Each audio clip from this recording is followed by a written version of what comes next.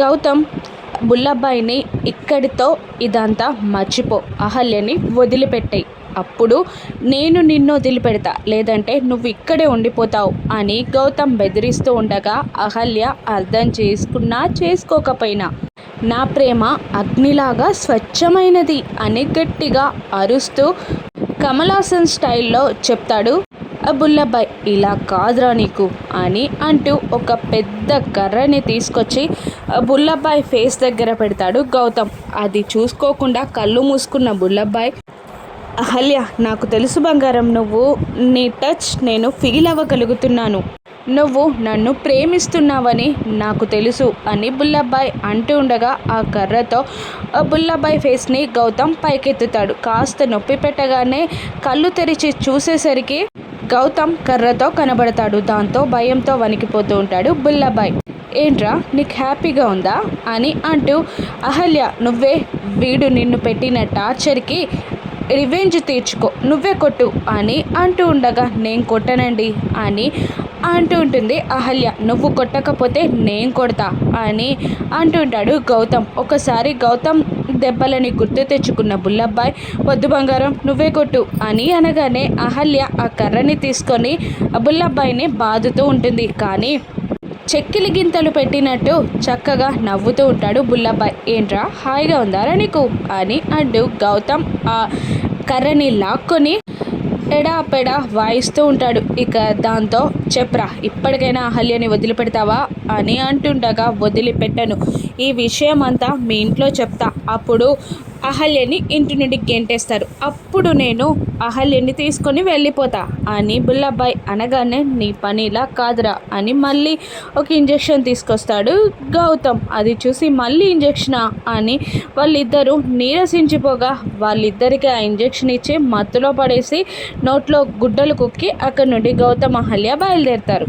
మరోవైపు యామిని ఒక ఎస్ఐని పిలిచి అహల్య ఫోటో చూపిస్తూ డీటెయిల్స్ అన్నీ కావాలి, తను కాశ్మీర్ నుంచి వచ్చింది అనగానే, టైం పడుతుంది మేడం అని అంటాడు ఎస్ఐ. ఎందుకు అంటుండగా, తను లోకల్ కాదు, అక్కడ పోలీస్ స్టేషన్కి కాల్ చేసి డీటెయిల్స్ అన్నీ తీసుకోవాలంటే కాస్త ప్రాసెస్ లేట్ అవుతుంది మేడం అని అంటూ ఉంటాడు ఎస్ఐ. ఎంత టైం పట్టొచ్చు అని ఆమెని అడగ్గా, 2-3 days మేడం అని అంటూ ఉంటాడు ఆ ఎస్ఐ. ఓకే, కాస్త తొందరగా పని కానివ్వండి అని అంటూ ఉంటుంది యామిని. అతడు వెళ్ళిపోకుండా అలాగే కూర్చునేసరికి మేనేజర్కి సైగ చేస్తుంది యామిని. మనం వేరే విషయాలు బయట మాట్లాడుకుందాం సార్ అంటూ తీసుకొని వెళ్ళిపోతాడు ఆ మేనేజర్. ఇక అతిథికి కాల్ చేస్తుంది యామిని. డీటెయిల్స్ తెలిసాయా అమ్మా అని అతిథి అడుగుతూ ఉండగా, 2-3 days పడతాయి బేబీ, ఆల్రెడీ నేను అదే పనిలో ఉన్నాను అని అంటూ ఉంటుంది ఈ యామిని. ఎంత తొందరగా వీలైతే అంత తొందరగా పంపించమ్మా అంటూ కాల్ కట్ చేసి ఆ విషయం భానుమతి, అనామిక, కార్తీక్లకి చెప్పగా, తొందరగా పని కానివ్వాలి, లేదంటే ఇంకా అది పాతుకుపోయేలా ఉంది అని అంటూ ఉంటుంది భానుమతి. నాకన్నా మా అమ్మ ఇంకా స్ట్రాంగ్గా ఉంది, తొందరగా తెలుసుకుంటుంది అంటుంటుంది అదిది. ఈ 2-3 రోజులు అది ఇంట్లో ఎందుకుందా అని నరకంగా ఫీల్ అయ్యేలా నేను చేస్తా అంటుంటుంది భానుమతి. మరోవైపు గౌతమ్ అహల్య ఇద్దరు జీప్లో వస్తూ మాట్లాడుకుంటూ ఉంటారు. ఈరోజు జస్ట్ మిస్, అసలు పెద్ద ప్రమాదం నుండి తప్పించుకున్నాం అని అంటూ ఉంటాడు. అవునండి, ఈరోజు పెద్ద గండం నుండి తప్పించుకున్నాం అంటుంటుంది అహల్య. ఈరోజు మనం తప్పించుకోకపోతే పరిస్థితి వేరేలా ఉండేది అని గౌతమ్ అంటూ ఉండగా ఆలోచనలో పడిపోతుంది అహల్య. అవును, అసలు బుల్లబ్బాయి వాళ్ళు నీకు ప్లాన్ చేశారని ఎలా తెలుసు అని అంటూ ఉండగా, అమ్మో ఇప్పుడు ఆ అన్నోన్ పర్సన్ గురించి చెప్తే పార్సల్ గురించి చెప్పాలి, అవన్నీ చెప్తే గౌతమ్కి ప్రమాదం కలిగిస్తానని అతను చెప్పాడు, ఏం చేయాలి అని ఆలోచిస్తూ ఉండగా మళ్ళీ ఏంటండి అడుగుతుంటే మాట్లాడట్లేదు అని గౌతమ్ అడగగానే అహల్య, అది మార్కెట్కి వెళ్ళినప్పుడు బుల్లబ్బాయి సైజులు మాట్లాడుకుంటుంటే విన్నాను, అప్పుడే మీకు మెసేజ్ పెట్టాను అని అంటూ ఉంటుంది అహల్య. మీరు మార్కెట్కి వెళ్ళడం మంచి పని జరిగిందండి అంటూ ఉంటాడు గౌతమ్. అది కాదండి, ఇప్పుడు కాకపోయినా నిజం ఎప్పుడైనా బయటపడాల్సిందే కదా, మనం ఏదో ఊబిలోకి వెళ్ళిపోయినట్టు నాకు అనిపిస్తుంది అని అంటూ ఉంటుంది అహల్య. ఒక మంచి పని చేసేటప్పుడు ఎన్ని ఆటంకాలు వచ్చినా ఖచ్చితంగా మనం దాటుకొని తీరాలండి అంటుంటాడు గౌతమ్. కాదండి, ఇందిరా గారి మరణ వార్త ఎప్పటికైనా తెలియాల్సిందే కదా అంటుండగా, తెలియాల్సిందే కానీ అది ఇప్పుడు కాదు, చెప్పేది మనమా ఇందిరా బిడ్డ అన్నది ఆలోచించాలి. నెమ్మదిగా కొంచెం కొంచెంగా అమ్మా నాన్నని రెడీ చేయాలి, కానీ ఇంత స్పాట్గా కాదు. నేను ప్లాన్ చేస్తాను, మీరు ఆలోచించకండి అని అంటూ ఉంటాడు గౌతమ్. అది కాదండి, నా వల్లే ఇన్ని ప్రాబ్లమ్స్ అని ఏదో చెప్పబోతూ ఉంటుంది అహల్య. మీరు ఇంకా మాట్లాడకండి అంటాడు గౌతమ్.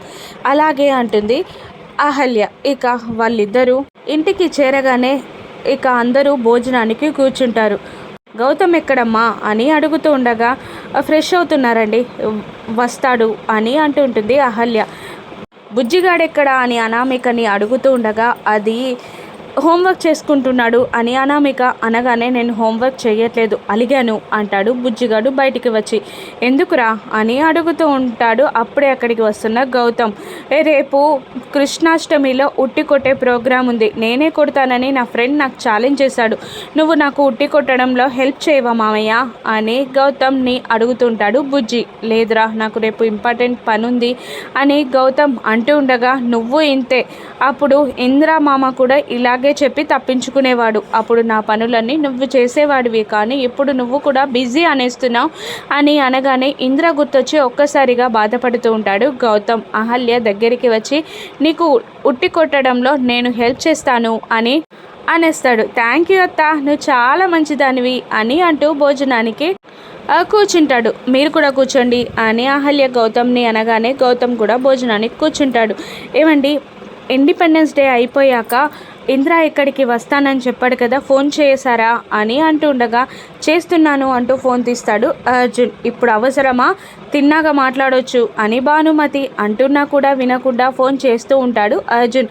అది కాదు నాన్న, తిన్నాక మాట్లాడొచ్చు కదా అంటుండగా, ఇప్పుడే మాట్లాడాలి అంటూ ఫోన్ చేస్తూ ఉంటాడు అర్జున్. ఇక బుజ్జికి క్యారెట్ ఫ్రై చేశాను, తీసుకురండి రాజుగారు అని అనగానే క్యారెట్ ఫ్రైకి వెళ్ళిన రాజుకి అక్కడ ఇందిరా మొబైల్ రింగ్ అవ్వడం గమనించి ఆ మొబైల్ని పట్టుకొని వచ్చి అక్కడున్న అహల్యకి, నీకు ఫోన్ వస్తుందమ్మా అని ఇస్తూ ఉంటాడు. దాంతో గౌతమ్ అహల్య ఇద్దరు టెన్షన్ పడుతూ ఉంటారు. ఆ టెన్షన్లోనే గౌతమ్, రాజుగారు అది నా ఫోన్, హాస్పిటల్ నుంచి అనుకుంటా అని అంటూ ఫోన్ని లాక్కొని పైకి వెళ్ళి మాట్లాడుతూ ఉంటాడు. ఇంద్రా అని అర్జున్ అనగానే, నాన్న అంటాడు గౌతమ్. ఎప్పుడు వస్తున్నావురా, ఎలా ఉన్నావురా అని అడుగుతుండగా, వచ్చేస్తాను 2-3 డేస్లో, ఇక్కడే ఉన్నాను అంటూ ఉంటాడు గౌతమ్. సుభద్ర కూడా ఫోన్ లాక్కొని, ఎప్పుడు వస్తావురా, నిన్ను చూడక చాలా రోజులు అవుతుంది, చూడాలనిపిస్తుంది అంటూ ఉండగా, నాకు కూడా చూడాలని ఉందమ్మా, వచ్చేస్తాను అని అంటూ కాల్ కట్ చేస్తాడు ఇంద్ర. ఇక మళ్ళీ హాస్పిటల్ వాళ్ళతో మాట్లాడుతున్నట్టు యాక్టింగ్ చేస్తూ కిందికి దిగి వచ్చేస్తాడు. ఇక అవును, మీరిద్దరెందుకు అక్కడికి ఫంక్షన్కి వెళ్ళారు అని అనామిక అతిథి అందరూ నిలదీస్తూ ఉండగా, ఇక తడబడుతూనే, అది తను కాశ్మీర్ నుంచి వచ్చింది కదా, తనకి మిలిటరీ వాళ్ళంటే గౌరవం ఎక్కువ, అందుకని నాకు ఫోన్ చేస్తే నేను ఫంక్షన్కి తీసుకెళ్ళాను అని అబద్ధం చెప్పేస్తాడు గౌతమ్. అప్పుడు నాతో లంచ్ కాదని దాంతో ఫంక్షన్కి వెళ్తావా అని అతిథి మనసులో అనుకుంటూ ఉంటుంది. ఇక రా అహల్య, నువ్వు కూడా భోజనం కూర్చో, రాజుగారు వడ్డిస్తారులే అని అంటూ ఉండగా, వద్దు అంటుంది అహల్య. ఇంకెప్పుడు తింటావు రా అని అనగానే అహల్య కూర్చోబోతూ ఉండగా, భానుమతి ఆగు, నా రూమ్ చాలా దుమ్ముగా ఉంది, వెళ్ళి క్లీన్ చేయి అని అంటూ ఉంటుంది భానుమతి. ఇప్పుడు నానమ్మ రేపు క్లీన్ చేస్తుందిలే అని గౌతమ్ అంటూ ఉండగా, నాకు తుమ్ములు వస్తున్నాయి, నాకు నిద్ర పట్టట్లేదు, ఇప్పుడే క్లీన్ చేయాలి అని భానుమతి అంటూ ఉంటుంది. ఇక అహల్య ఆ బాధని భరించగలదా, రాను ఎపిసోడ్స్లో చూద్దాం. Thank you for watching.